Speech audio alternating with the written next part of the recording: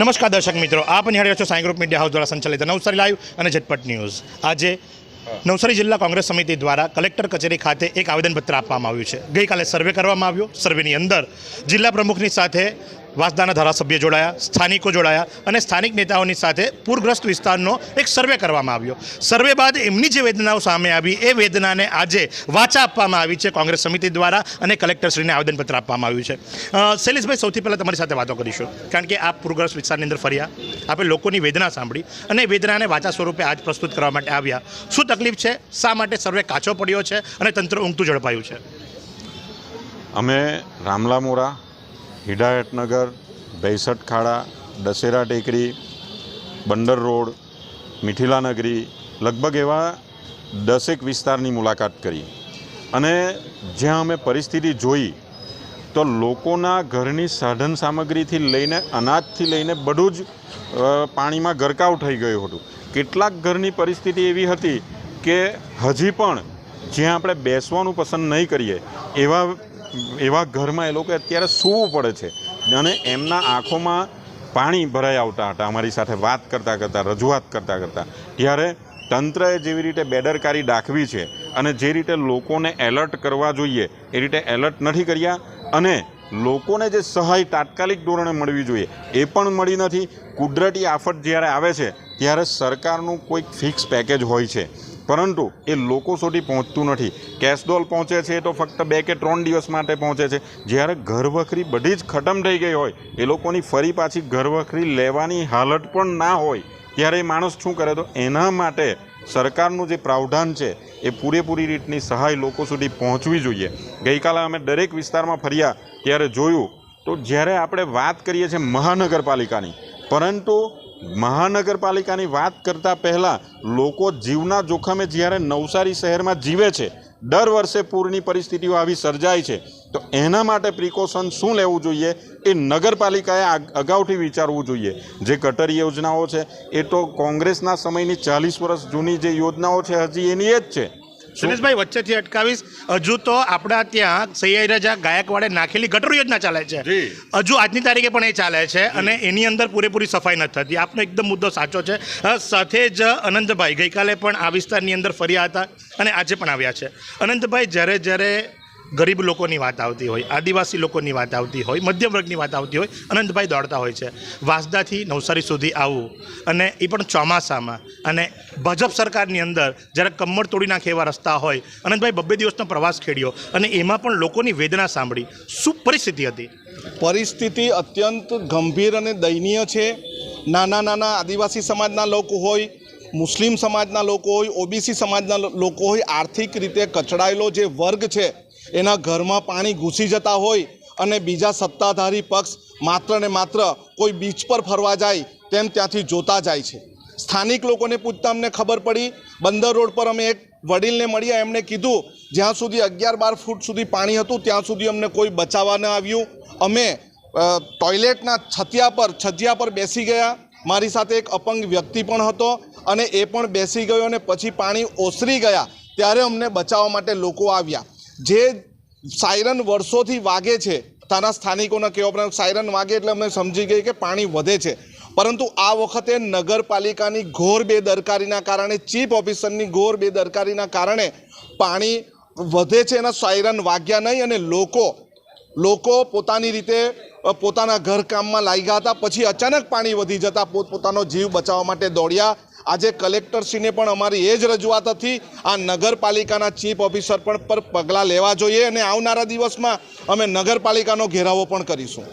આ સુંદર સૃષ્ટિને નિહાળવા માટે હજારો લોકો પાસે દ્રષ્ટિ નથી અને એ ત્યારે જ શક્ય બને જ્યારે કોઈ ચક્ષુદાન કરે। તો તમારા સ્વજનો સાથે મળી એક સુનિશ્ચય લઈએ, ચક્ષુદાનને પરિવારની પરંપરા બનાવીએ। Visit Sant Punit Chakshu bank, Rotary eye institute Navsari, call 7069006329।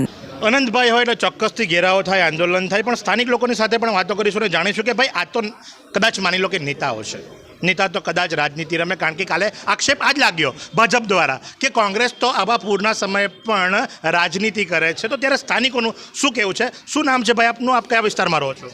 મારું નામ આશીષ, મેં દશેરા ટેકરી વિસ્તારમાં રહું છું અને અમારે ત્યાં પાણી એ રીતે ભરાય કે એટલી જોરમાં પાણી વધ્યા ને કે અમે સામાન મૂકેલું ને ઉપર તેના ઉપર પાણી વધી ગયા. તો અમારું સામાન તો નુકસાન તો થઈ ગયેલી છે, પણ હવે જે સ્થાનિક જે આવેલા હતા તે લોકો ખાલી આવીને જોઈને કે પાણી વધવાના છે કીધું એકવાર ને પછી સાંજે ભાગી ગયેલા. તે પાણી વધી ગયા, કાં સુધી પાણી આવી ગયા. અમે જે આઠ ઊંચા કરે તો પણ અમે ડૂબી ગયા એટલા પાણી હતા. ને એમાં હવે અમારા મોલ્લાના જે છે અમુક બુઝુર્ગ લોકો એને કરાવવાળા કોઈ નહીં હતા, તો અમે જાતે કરાવેલું છે. અમારે આખા બધા મોલ્લાના છોકરા છે દસરા ટેકરીના, અમે જાતે. શું સરકારે આપ્યું તમને? ફૂડ પેકેટ કેટલી વખત આપવામાં આવ્યા? દવા કેટલી વાર છાંટવામાં આવી? અને ઘરની અંદર કોઈ માંદું પડ્યું હોય તો એના માટે દવાઓ કેટલી વાર આપવા માટે આવ્યા? અને સાથે જ કેશ ડોલ, તો કેટલું કેશ ડોલ આપવામાં આવે છે? કેશ ડોલ તો હવે કંઈ આપવા નથી આવ્યું, પર દવા એકવાર છાંટી છે ને પાછી એ તો દવા સાથે વરસાદ પડે એટલે તો પાછું નીકળી જાય. તો સાથે જ શું નામ છે આપનું? આપ કયા વિસ્તારમાં રહો છો? હું હિદાયતનગર મચ્છી માર્કેટ વેરાવળ પાસે રહું છું. ત્યાં પાણી ચડ્યા ને ઉતરી ગયા ત્યાં સુધીમાં પ્રશાસનનું કોઈ માણસ જોવા આવ્યું નથી. હવે જે કાલની વાતો કરીએ કે જે પોલિટિશિયનો એમ કહે છે કે આ રાજનીતિ રમાય છે, તો સાહેબ જે ધારાસભ્ય સત્તામાં નથી એ જોવા આવી શકતું હોય તો ભાઈ નવસારીના ધારાસભ્ય તમારા વિસ્તારોમાં આવ્યા છે, કોઈએ જોયું છે? તો એ ધારાસભ્ય જો સત્તામાં હોય તો તમે પણ રાજનીતિ રમો ને, આવો અમારા વિસ્તારોમાં. માઇનોરિટી સાથે આવો પક્ષપાત કેમ સાહેબ? અમે વેરો નથી ભરતા? ખૂન પસીનો એક કરીને પૈસા કમાઈએ અને અમે વેરો ભરીએ છીએ, તો સત્તા ઉપર અમારો અધિકાર નથી. તો અમારા જે પ્રશ્નો છે, અમારી જે તકલીફો છે, જે વેદનાઓ છે, તે અમારે વિપક્ષને જ સંભળાવવી પડે, કારણ કે જે સાંભળવાવાળા છે એ તો કોઈ આવતા નથી. અમારા કોર્પોરેટર સુધી પણ અમને સાંભળવા આવ્યા નથી.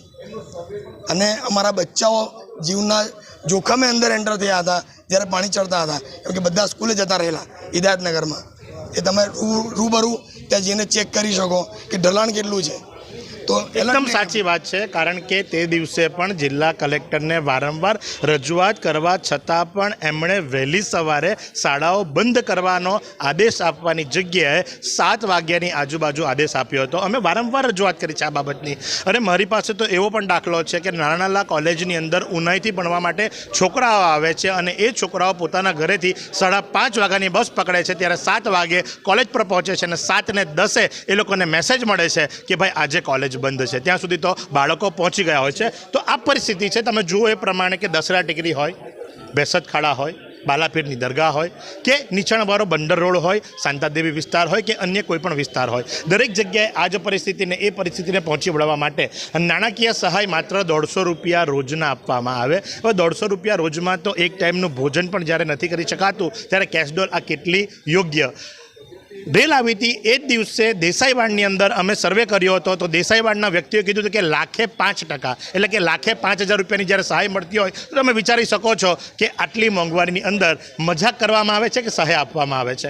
ગઈકાલની વાત કરીએ તો ગઈકાલે વોર્ડ નંબર 5 હાલનો અને તે પહેલાં ગ્રામ પંચાયતના પૂર્વ સરપંચ દ્વારા જ્યારે સર્વે કરવાવાળા આવેલા વ્યક્તિઓને એક પ્રશ્ન પૂછવામાં આવ્યો કે તમારા ઘરની અંદર રેલ આવી હોય તો તમે તમારો રેશન કાર્ડ અને તમે તમારી પાસબુક પોટલામાં બાંધીને સલામત સ્થળે મૂકશો કે ગજવામાં લઈને ફરશો? પાણી ઉતર્યા નથી, સફાઈ થઈ નથી અને તમે માંગવા માટે આવી ગયા, તો શું અમે ખિસ્સામાં લઈને ફરીએ છીએ? આ વેધક પ્રશ્નો છે. ચોક્કસથી તંત્રએ જાગવું પડશે. ક્યાં સુધી આવી લાલ્યાવાડી? વર્ષોનો ઇતિહાસ જોઈ લો, 68થી લઈ 2024 સુધી રેલ આવે જ છે. રેલ રોકવામાં તો આપણે સક્ષમ નથી, પણ નુકસાન અટકાવવામાં તો સક્ષમ ખરા ને? જાગો જનતા, જાગો, વિચાર કરો અને પછી તમારા મતાધિકારનો ઉપયોગ કરજો. તો આ જ પ્રમાણે આવા અવનવા સમાચારો માટે નિહાળતા રહો નવસારી લાઈવ અને ઝટપટ ન્યૂઝ. કેમેરા પર્સન સાહિલ રાજપૂતની સાથે હું મહેશ ભટ્ટ. ક્યાં સુધી ભાડાના મકાનમાં રહેશો? હવે મેળવો તમારું પોતાનું ઘર.